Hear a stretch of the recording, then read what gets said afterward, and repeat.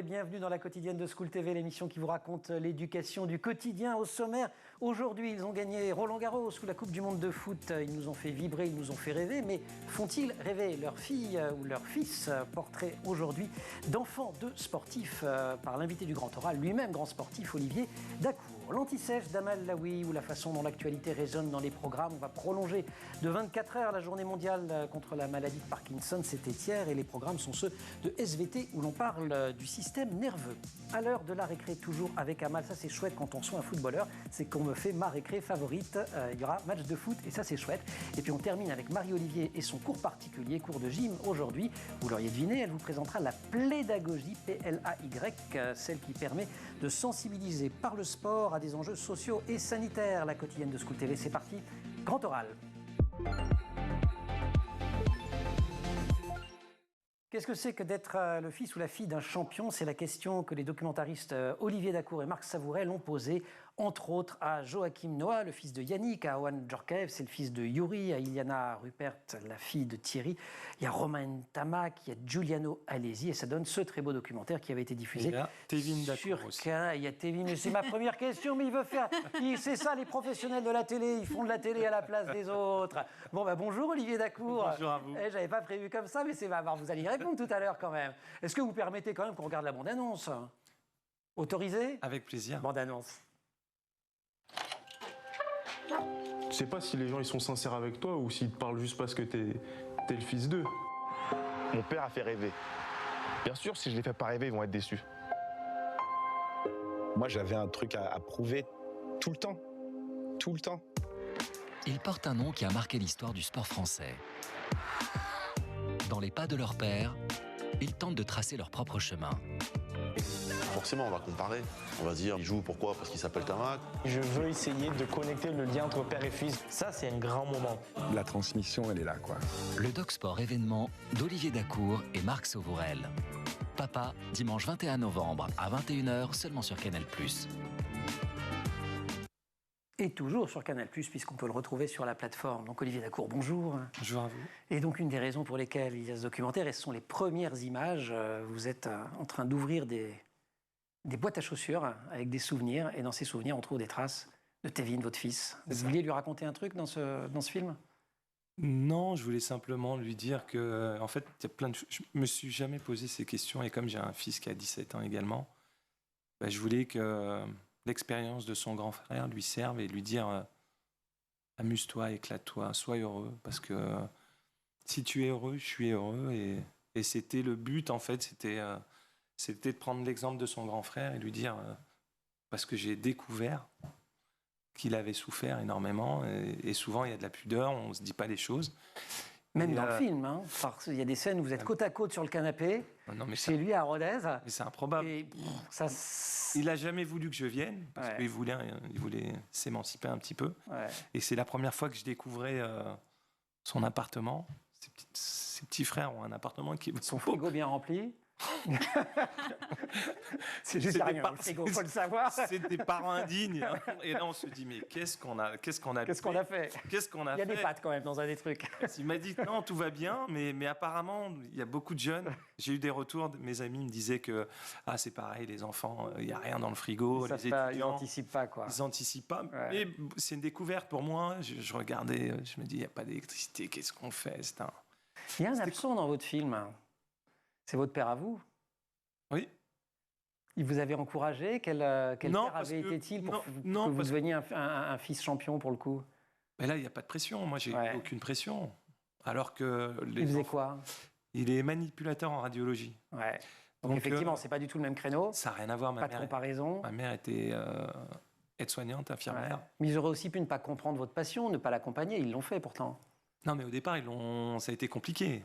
Ça a été très difficile parce que je partais à Strasbourg, donc c'était... maintenant, on parle de football à la télé, il y a eu des documentaires, il y a eu des reportages, mais à l'époque, moi, quand je pars en 89, je pars à Strasbourg, c'est une grande surprise, et c'est une grande surprise. Ma mère, comme mes parents ont divorcé, j'ai vécu avec ma maman, et elle voulait pas que je parte. Parce que c'était comme si elle abandonnait son fils, en fait. Quelque part, elle l'a entendu. Elle m'avait dit qu'elle avait entendu, mais... Donc vous aussi, vous vous construisez un peu contre d'une certaine façon. dans une forme d'opposition quand même. Vous faites valoir votre point de vue. Non, mais moi, j'ai pas dû. Moi, je me suis battu pour d'autres raisons. C'est parce que je voulais une vie meilleure pour ma maman, alors que mes enfants, c'est pas le même concept. J'ai vécu à Aulnay-sous-Bois, 93. Mes enfants, ils ont pas mal voyagé déjà. Ils ont pas mal voyagé. Ils sont cosmopolites. Ils peuvent s'intégrer partout. Grâce à Dieu, ils ont eu de la chance dans la vie. Ils ont de la chance. Mais j'avais peut-être pas cette chance aussi. Donc tout ce qu'on n'a pas eu, on veut. En règle générale, quand on est parent, tout ce qu'on n'a pas eu, on veut le donner. On veut le donner à nos enfants et parfois c'est pas bien non plus. Mais quand on a eu énormément, et notamment la renommée, les titres, etc., et ça, on peut pas le donner comme ça. Non, mais c'est surtout, nous, quand moi, pareil, je prends mon exemple, moi, je voulais pas que mes enfants fassent de foot. Parce que je connaissais le truc. Je connaissais la difficulté et on compare pas un enfant qui commence à taper dans un ballon à 7-8 ans. Au fils d'Olivier Dacour. À son papa qui était grand sportif. On se retrouve juste après l'Anti-Sèche, Olivier Dacour, et on continue la discussion. Mais non, vous plaisantez, c'est passionnant. Anti-Sèche, Amal Laoui. Et l'Anti-Sèche, c'est la façon dont l'actualité résonne dans les programmes. L'actualité, c'était la journée mondiale dédiée à la maladie de Parkinson le 11 avril. Oui, c'est ça. Et à cette occasion, France Parkinson organise des événements dans toute la France. Ces journées mondiales se déroulent entre avril et mai et permettent d'informer les malades et les proches et sont aussi l'occasion de sensibiliser le grand public et de faire entendre leur voix auprès des pouvoirs publics. On rappelle ce qu'est la maladie de Parkinson. Oui, la maladie de Parkinson, c'est une maladie neurodégénérative progressive. Elle se caractérise par la destruction de certains neurones du cerveau et par l'accumulation d'amas protéiques toxiques dans les cellules nerveuses. Et ce n'est pas n'importe quelle maladie neurodégénérative, c'est la deuxième, la plus répandue en France. Oui, c'est sa deuxième après la maladie d'Alzheimer. Elle est très rare avant 45 ans. La fréquence de la maladie de Parkinson augmente dans les tranches d'âge plus élevées avec un pic entre 85 et 89 ans. En 2015, environ 160 personnes étaient traitées pour une maladie de Parkinson en France, dont 26 000 nouvellement diagnostiquées chaque année. 167 000 personnes qui étaient traitées, mais surtout c'est un chiffre qui a considérablement augmenté. Oui, on estime que le nombre de malades a plus que doublé en France entre 1990 et 2015, essentiellement du fait du vieillissement de la population. Ce chiffre devrait à nouveau doubler entre 2015 et 2030. L'origine exacte de cette dégénérescence neuronale est incertaine, mais elle est probablement multifactorielle. Donc il y a l'âge, la génétique, l'environnement. Il y a les antécédents familiaux aussi qui existent chez 15% des patients et une origine génétique qui est retrouvée dans 5% des cas. En tout cas, la recherche progresse de plus en plus. Oui, la recherche progresse et grâce aux progrès réalisés ces dernières années par la recherche, à terme, les découvertes devraient aboutir à la mise au point de traitements capables de stopper ou de ralentir l'évolution de la maladie. Pour l'instant, la prise en charge des patients repose principalement sur l'administration de dopamine, c'est pour compenser les effets liés à la neurodégénérescence, et celle d'autres médicaments qui permettent notamment de soulager les symptômes non moteurs de la maladie. Et quand on est à peu près concentré en cours de SVT, on comprend un petit peu ce qui se passe puisque c'est une maladie qui affecte le système nerveux et on l'étudie à l'école, le système nerveux. Oui, c'est ça. Dès le collège, au cycle 4, dans le chapitre « Le corps humain et la santé », au collège, on va surtout apprendre ce qu'est la communication nerveuse. Donc, les élèves vont comprendre que le cerveau est un centre nerveux qui assure de nombreuses fonctions, donc perception de l'environnement, commande motrice, mais aussi de la pensée, imagination et mémoire. Son activité permanente repose sur une communication nerveuse entre différentes zones du cerveau. Ils vont voir que la communication nerveuse permet une intégration des données et est assurée par des cellules nerveuses, donc les neurones.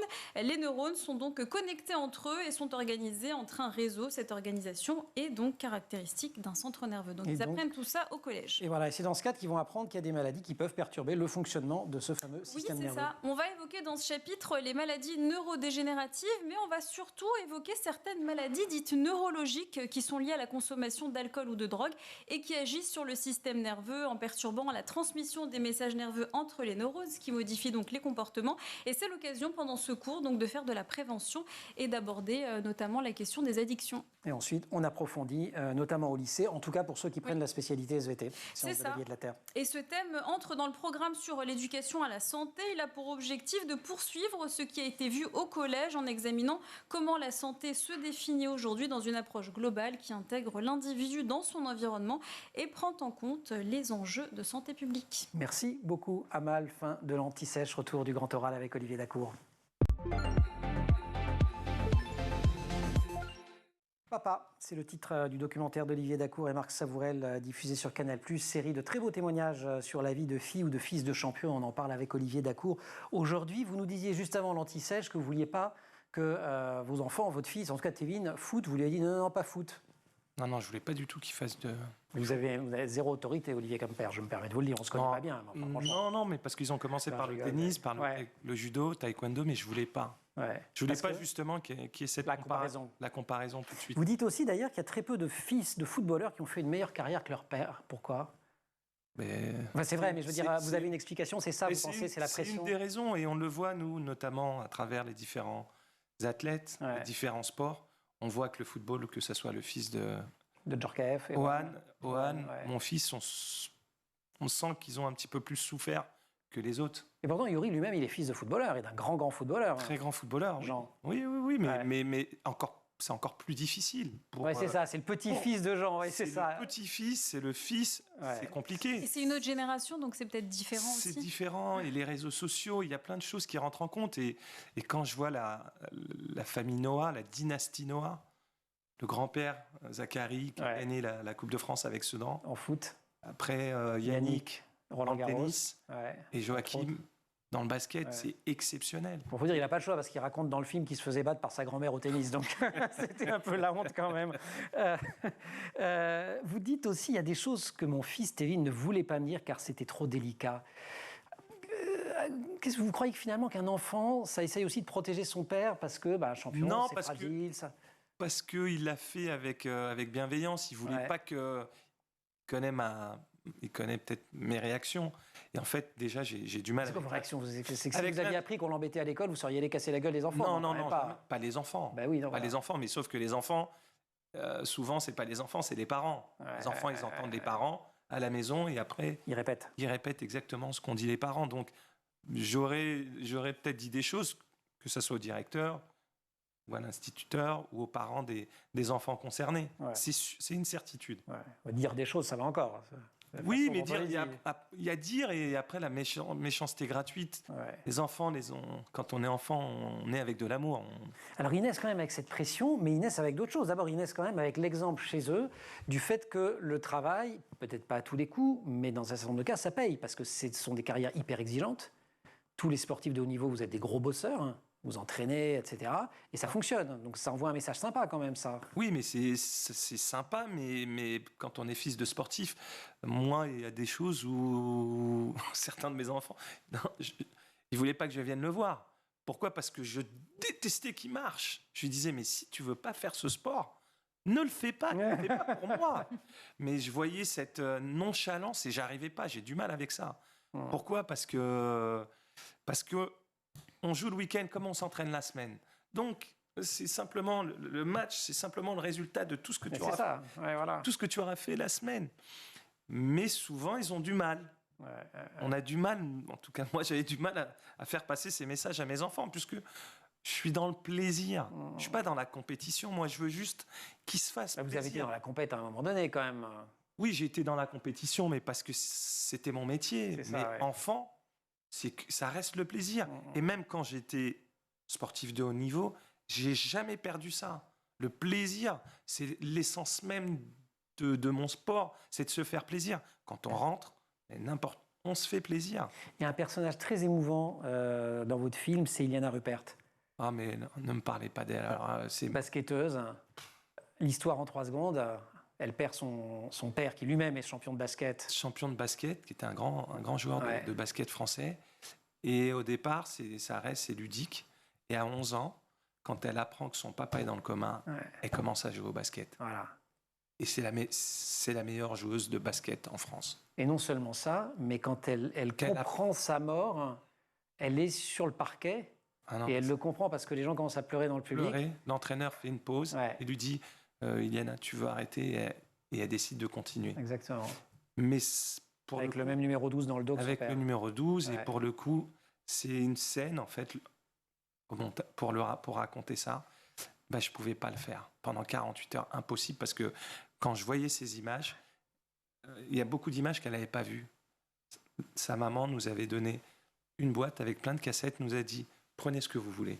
Donc des images Elle nous disait qu'elle cherchait sur Internet la voix de son papa. Parce qu'elle ne voulait pas la perdre. Et avec ce regret qu'elle a d'avoir jamais parlé basket avec lui. Donc Ouais, c'est un mais peu l'inverse. même quand j'en parle, je suis touché parce que- mais c'est une scène très violente. Mais elle, au fond, la pression, elle aurait rêvé de l'avoir. Oui, mais elle l'a eu. Ouais. Même en Mais l'absence c'est de son papa. Elle se la met en elle-même alors. Oui, parce que elle le dit. Au départ, on a dit que si elle était là, à l'INSEP, c'était parce que c'est la fille de Rupert. Ouais. c'était grâce à son papa et elle a montré des choses. Et souvent, c'est le concept un peu de résilience. C'est qu'il y a quelque chose qui nous pousse à aller de l'avant et on fait des choses exceptionnelles. Et soit ça peut nous détruire. On fait une petite récré? On a besoin de respirer Avec- un coup là. oui, avec grand plaisir. Allez. On retrouve Amal, c'est la meilleure pour rigoler un coup.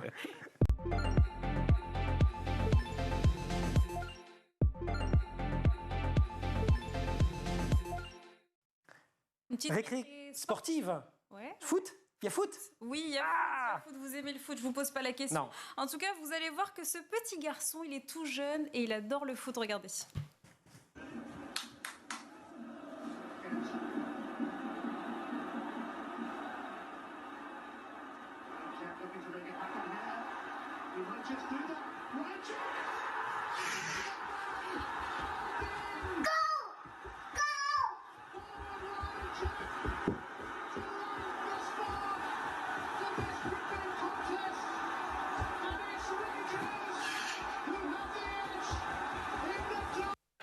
Ouais, il est mûr pour marquer des buts dans les plus grands stades. Hein. Quel mimétisme, disait Olivier Dacour. Exactement. Le foot qui est le sport qui compte le plus de licenciés dans le monde, mais aussi en France. Oui, il y a environ 2 millions de licenciés en France chaque année, avec une légère baisse pour la saison 2020-2021. Il y avait un peu Covid quand même. À cause de la crise sanitaire. Pour la première fois depuis la saison 2012-2013, eh bien, le football est passé sous la barre des 2 millions de licenciés, avec environ 1 900 000 licenciés. Une passion pour les enfants, quelques chiffres peut-être? Oui, pour les enfants, il y a alors environ 860 000 garçons de moins de 13 ans qui possèdent une licence dans un club. Sport qui commence à se féminiser petit à petit en France. Il y a 60 000 filles de moins de 13 ans qui ont une licence dans un club. C'est beaucoup moins que les garçons, alors que dans d'autres pays comme les États-Unis, le soccer est un sport très féminin. Le foot est aussi pratiqué à l'école, en EPS ou via les associations sportives, les AS. Et la Fédération française de football, eh bien, elle promeut aussi ce sport avec le dispositif foot à l'école pour l'édition 2018-2019. Il y avait environ 4000 classes qui étaient engagées dans ce dispositif. Et puis aussi, il y a quand même les joueurs de cours de récré. Ah, les joueurs de la cour de récré. C'était moi ça. Vous aussi? Ouais. Vous aussi, Olivier? La récréation foot ou pas, justement, comme vous étiez Très foot. Ouais, très foot. C'est quand même.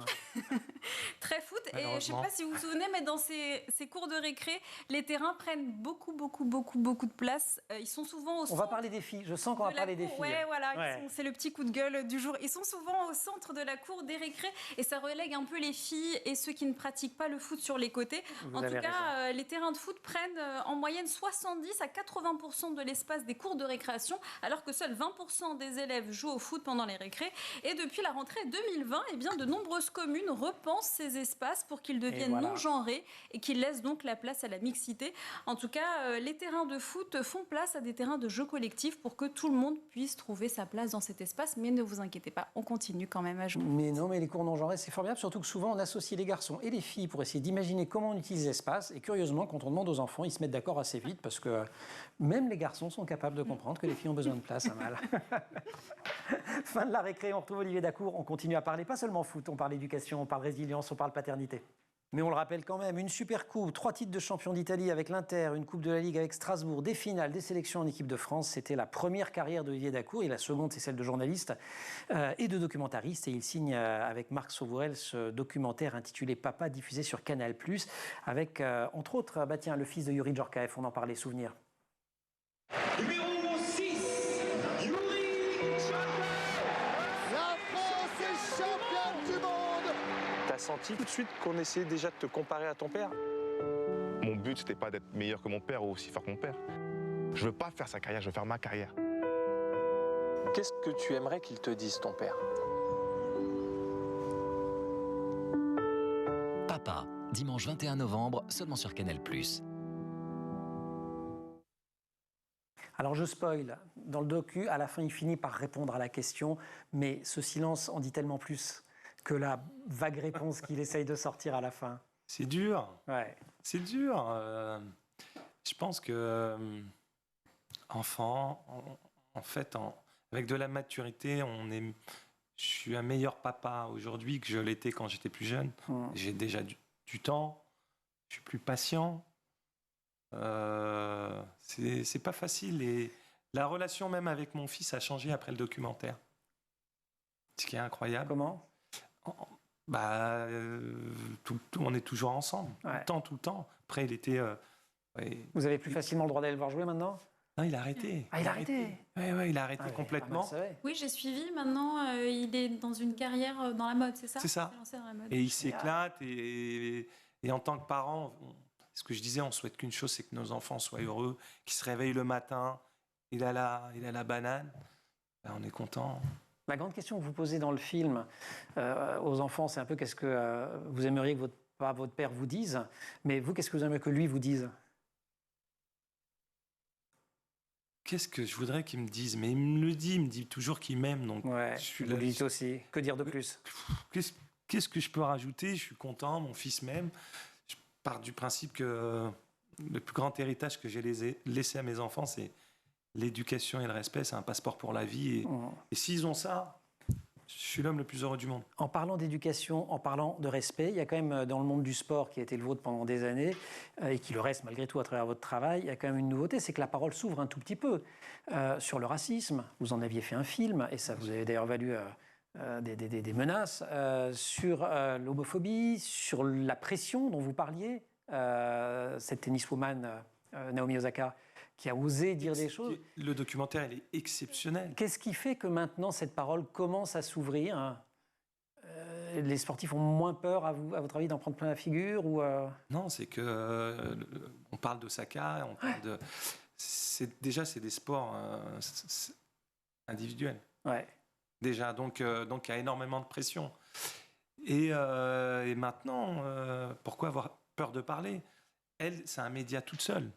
Elle a une communauté, donc elle sait très bien que ses paroles ne vont pas être déformées. Elle prend la parole parce que si une icône comme Osaka, parce que c'est des icônes, si une icône comme Osaka, Hamilton aussi a dit que ça avait été compliqué pour lui, si ces icônes parlent, pour tous les athlètes de moins bon niveau, ça va être plus facile. Patrice Evra qui a parlé de... Mais il a attendu d'avoir... Qu'il avait été victime de violences sexuelles quand il était enfant. C'est important je trouve que c'est important de parler, de dire les choses. Pourquoi ? Parce qu'il y a des gens qui vous regardent, qui se disent, si lui il a vécu et il en parle, moi aussi on doit être des exemples, pas simplement sur le terrain, mais aussi en dehors. Qu'est-ce qui fait que dans le vestiaire du RC Strasbourg ou de l'Inter de Milan, quand vous y étiez, c'était plus compliqué sans doute de dire des choses? Non, parce à l'époque. Parce que en fait, le football, c'est le sport collectif le plus individuel qui est. Faut pas montrer la faille. C'est ça. Et en fait, nous, sinon on s'en prend plein les gencives. Très jeunes, nous, on est déjà dans le marché du travail. De 13 ans à 18 ans, le centre de formation, on est déjà dans le marché de l'emploi. C'est qui est très bien illustré par un livre de Basile de Bure qu'on a reçu il n'y a pas longtemps dans La Quotidienne, qui a écrit ce livre dont le nom va m'échapper, 2 pieds sur terre, sur les moins de 15 ans du Red Star. Il les a suivis pendant 1 an. Si vous ne l'avez pas encore lu, je vais aller le envoyer. Formidable bouquin. Non, je vais aller l'acheter. Vous restez avec nous, c'est le cours particulier de Marie-Olivier. Amal, vous cédez la place. C'est un système de remplaçant, il y a le banc, tout ça. On a une grande profondeur de banc dans cette émission. Cours particulier.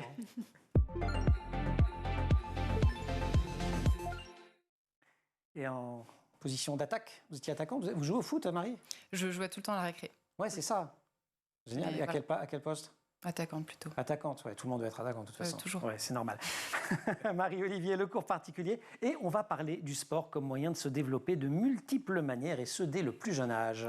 Oui, on entend beaucoup parler de la sédentarité de nos jours et encore plus pour les enfants et les jeunes. Oui, tout à fait. Qui peuvent, et la sédentarité, ça peut entraîner un certain nombre de maladies chroniques. Et au-delà de l'activité physique dont les enfants et les jeunes ont besoin physiologiquement, le sport a d'autres vertus.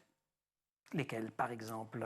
C'est la conviction de l'ONG Play International, fondée en 1999, donc c'est Sport sans frontières à la base, qui est basée sur une forte conviction. Le sport est à la fois un droit fondamental, mais c'est aussi une façon de résoudre les problématiques de notre société. Et comment on résout les problématiques de notre société? On en a un tout petit peu parlé déjà avec Olivier. Alors, Play International a développé des pédagogies spécifiques. Dès les premières années de sa création, la plédagogie, par exemple, a été inventée. Donc, pédagogie, play comme play. Exactement. Et dagogie comme dagogie. Exactement. C'est une méthode active et participative. Le sport est un support éducatif qui permet de faire réfléchir les jeunes et les enfants de 6 à 15 ans aux enjeux sociaux et sanitaires. Tout cela de façon ludique. Et donc, comment ils font? Ils créent des supports spécifiques? Oui, exactement. Des kits sont mis en place selon le sujet abordé. Donc, ça peut être égalité homme-femme, racisme, inclusion. Et la pédagogie se déroule en 3 temps. D'abord, il y a un jeu sans thème, donc les enfants s'activent, se défoulent. L'adulte se met en activité dans un cadre sécurisant et ludique, comme un prof de sport en temps normal. Donc là, on se marre. On se marre, on se défoule. Ensuite, on introduit un thème dans le jeu. Donc la balle, par exemple, ça devient une idée reçue. Et là, on mobilise les émotions des enfants sur un thème particulier. L'adulte est metteur en scène, il pose le cadre, il pose des indices. Et enfin, donc là, on arrête le sport et on réfléchit, on débat. Les enfants et les jeunes expriment leurs ressentis et leurs analyses par rapport aux problématiques qui sont abordées. Et l'adulte les accompagne et essaie d'étayer les notions qu'ils abordent. Donc c'est la pédagogie. En fait, on se fait avoir, quoi. Donc, on se dit, viens, on va faire une partie de foot, et puis à la fin, on se retrouve à faire de la philo. Exactement. C'est une arnaque, cette affaire. Et Play International a développé d'autres pédagogies par le sport ou par l'activité physique. Exactement, il y en a 2 autres. Il y a le socio-sport qui vise à développer par le sport les compétences psychosociales, donc la communication, etc., et émotionnelles. Et encore le jeu 100% coopératif qui engage les participants vers un objectif commun et qui permet d'explorer la relation à soi, aux autres, à l'environnement, sans aucun esprit de compétition. Alors, Play International, mais vous avez dit qu'au début, c'était Sport sans frontières en France, mais également à l'international, avec une vocation humanitaire. Absolument, l'ONG est intervenue dès les premières années dans des contextes d'urgence et de post-urgence. Donc, ils ont mis en place des ateliers en Bolivie, en Afghanistan ou encore au Sri Lanka. Et en fait, les méthodes comme la pédagogie sont nées des expériences de terrain dans ces zones d'urgence, dans ces pays du Sud, et elles sont aujourd'hui appliquées au Nord. C'est ce qu'on appelle l'innovation inversée. Alors, la France, mais où sont concentrées les principales actions de cette organisation non gouvernementale? Donc, il y en a en France, au Burundi, au Kosovo, au Sénégal. Ils sont dans plus de 20 pays. Et ils ont touché plus d'1 million de bénéficiaires dans le monde. 15 000 professionnels de l'éducation ont été formés aux méthodes, parce qu'il faut quand même être formé à cette pédagogie. Et donc finalement, ça nous démontre plein de choses. Ça démontre plein de choses. Ça montre que le sport est un langage universel, il permet de fédérer et de mobiliser, que le sport et le jeu sont appropriés aussi à des contextes de crise, parce qu'en fait, il faut peu de matériel pour sensibiliser, apporter des réponses aux problématiques sociales. Et enfin, last but not least, les actions de Play International montrent que l'activité physique et sportive a un grand potentiel finalement d'innovation sociale. Merci Marie pour ce cours particulier. Vous ne connaissiez pas, je crois, Play International? Non, mais elle a bien dit, le sport, c'est toutes les valeurs universelles, solidarité, fraternité, rigueur, travail. C'est bien dit, bravo. Ça résume votre vision de ce que devrait être l'éducation d'ailleurs? Ouais. Tout à fait. Avec une dimension quand même aussi de... Enseigner, c'est répéter pour moi. Tout le temps, tous les jours, On refait le même geste. Tous les jours. Inlassablement. Si on veut aller tout là-haut, on n'a pas le choix. Ce qui est vrai pour les sportifs, qu'il est aussi d'ailleurs pour les artistes, pour les danseurs. Les danseurs, c'est le corps de toute façon. Non, mais pour tout. Ouais. Pour tout. Plus on travaille... Le moral du travail, finalement. On récolte simplement ce que l'on sème. C'est dans la Bible, Ecclésiaste 3. Temps et durée. Pardon. Que dire de plus? Rien de plus. Que la quotidienne est terminée. Nous avons mangé notre pain quotidien. C'est ça. Vendredi de carême. Il fallait ça. Merci beaucoup à Olivier Dacour. Donc Papa, c'est ce très beau documentaire. Vous le retrouvez sur la plateforme de Canal. Et si vous ne l'avez pas encore vu, regardez-le. C'est pas un documentaire sur le sport. On parle de champions et de championnes. C'est un documentaire sur la paternité. Vous l'avez dit très justement, sur la résilience.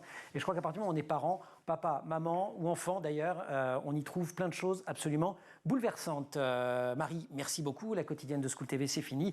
L'équipe, et quelle équipe? Marine Plantec, assistée par Charles Fontaine. Merci. Au maquillage, Laure Audemont. En régie, au son, Saïd Mamou, et à la réalisation, Kenny Dellenbach. Vous restez évidemment sur School TV et vous nous retrouvez en permanence sur Internet et sur les réseaux sociaux. Olivier, merci beaucoup. Merci à vous.